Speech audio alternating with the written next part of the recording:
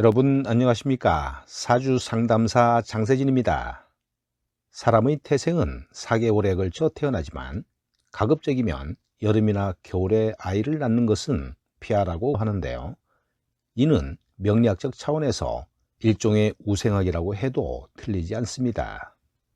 물론 좋은 부모를 만나고 좋은 환경에서 태어나는 아이는 여름에 낳건 겨울에 낳건 간에 타고난 사주도 좋습니다만, 그렇지 않은 경우라면 여름이나 겨울에 태어나는 아이는 약점을 지니게 됩니다. 그 약점은 나이가 들면서 커다란 시련을 겪거나 힘든 삶을 사는 것으로 확대되어 나타납니다.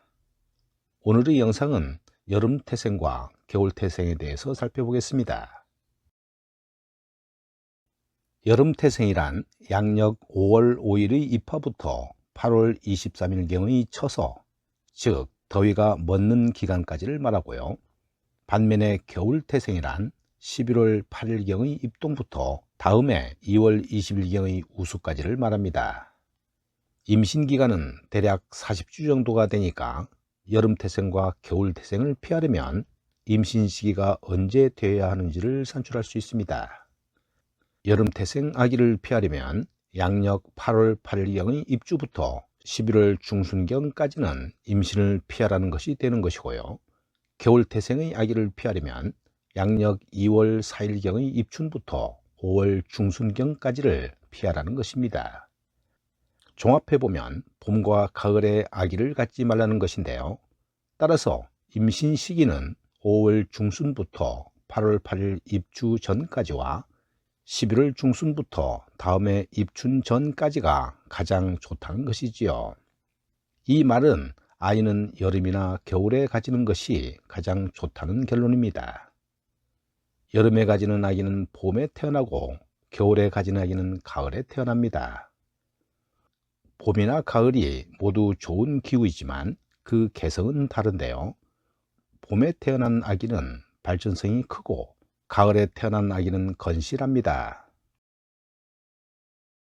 그럼 여름이나 겨울에 태어난 아기의 약점이나 문제점에 대해 좀 더 자세히 알아보기로 하지요. 여름 태생은 선천적으로 화기가 약한 탓에 사주 배합이 좋지 못하다면 그냥 상황이 되기 쉽습니다.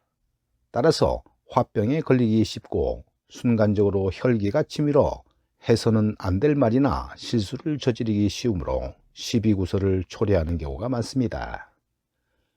그래서 여름 태생이 사고를 치면 그 역시 여름인 경우가 많은데요. 이는 열이 강한 계절이기 때문입니다. 그러나 여름 태생이 걸릴 수 있는 가장 무서운 병은 역시 당뇨병이라 할 수 있는데요. 당뇨병이란 기본적으로 인체의 수기가 약한 데서 오는 것으로 폐와 비장, 신장이 허할 경우에 생기게 되는데요. 모두 수기가 약한 이유입니다. 그런데 물의 기운이란 여름철에는 본시 약하고 허한 것이라 당뇨가 생기기 쉬운 것입니다. 어떤 생각이 나면 금방 달아올라 이직하거나 다른 일에 손대기 쉽다 보니까 인생의 중년을 고생으로 지내는 경우가 많고요. 특히 직장이 안정되지 않는 세상이 되다 보니까 스스로 직장을 그만두고 다른 것에 손을 대다 오히려 어렵게 고생을 하는 일이 더 많아졌습니다. 더하여 여름 태생들은 성미가 급한 편이고 결단도 비교적 쉽게 내리는 편이어서 경거망동하는 것이 여름 태생의 약점입니다. 이 사주는 양력 6월이니까 여름 태생입니다. 직장을 잘 다니다가 뜻한 바에서 사표를 내고 사법고시에 매달렸지만 좋은 결과를 얻지 못하고 거의 10년을 허송세월하다가 2001년 가을부터 당뇨가 생기더니 이제는 병치료에 여념이 없습니다. 하지만 경제적 사정이 여의치 않다 보니 부인이 벌어오는 것으로는 치료가 잘 될 턱이 없습니다. 대운운이 무인운인데요. 무토가 와서 천간의 임수를 상극하고 있습니다. 당뇨의 전조가 생긴 것은 지난 98년 무인년의 일이었을 것으로 추정합니다. 성격은 더 거칠어지고 세상은 날 알아주지 않으니까 얼마나 그 마음이 황량할까요?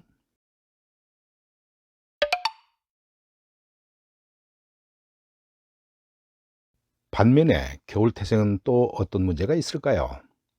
겨울태생은 선천적으로 화기가 약한 것이 문제가 되는데요. 사주배합이 좋지 못할 경우에는 양기가 허하고 저혈압이 될 가능성이 큽니다. 화병에 걸리는 일은 없지만 그에 못지않게 골치 아픈 우울증에 걸릴 가능성이 많습니다.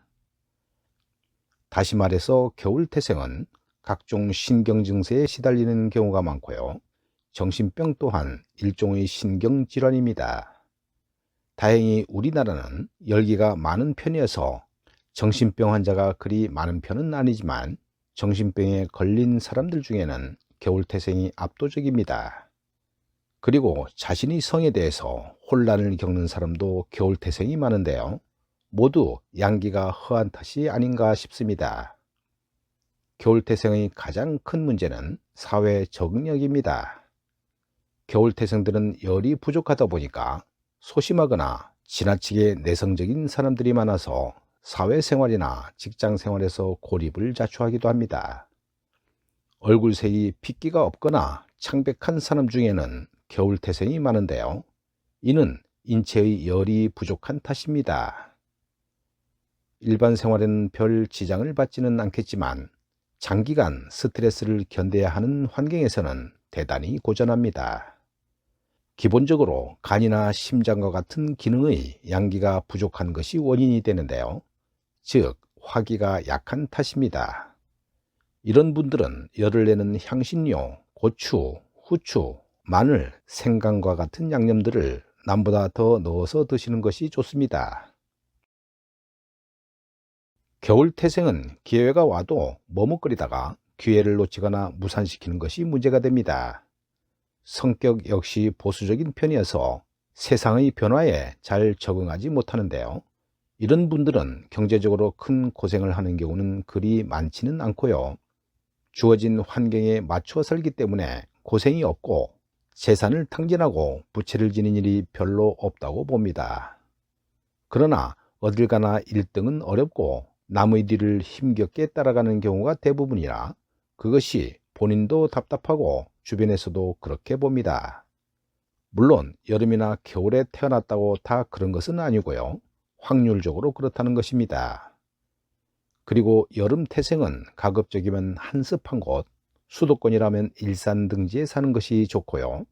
겨울 태생은 강남에 사는 것이 좋다는 얘기를 덧붙입니다. 이 말은 조열한 계절에 태어난 사람은 한습한 곳이 좋다는 것이고요. 추운 계절에 태어난 사람은 따뜻한 곳이 좋다는 것으로, 즉 음양의 균형을 잡으라는 것입니다. 그리고 이왕지사 아기를 볼 생각이라면 여름이나 겨울을 피하라는 것입니다. 이처럼 음양오행의 이치나 사람의 운명 역시 물과 불의 조화를 떠나지 못하는 것입니다. 이사주는 겨울에 태어난 병자일간 남매입니다. 성격이 너무 소심해서 학창시절에 왕따를 당했던 좋지 못한 기억을 가지고 있습니다. 그 시기가 고등학교 시절로 18세 신유년이었다고 하는데요.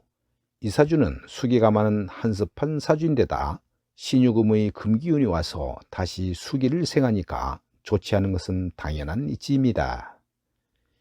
이분은 다행히도 26세 무인년이 오면서 상황이 좀 나아졌지만 내성적인 성격은 여전히 버리지 못하고 있습니다. 이 명주는 신사대운에 가서야 지지에 따뜻한 기운이 오니까 그간의 여러 신경 증세를 치유할 수 있을 것입니다. 오늘 영상은 여기까지입니다. 여러분 감사합니다.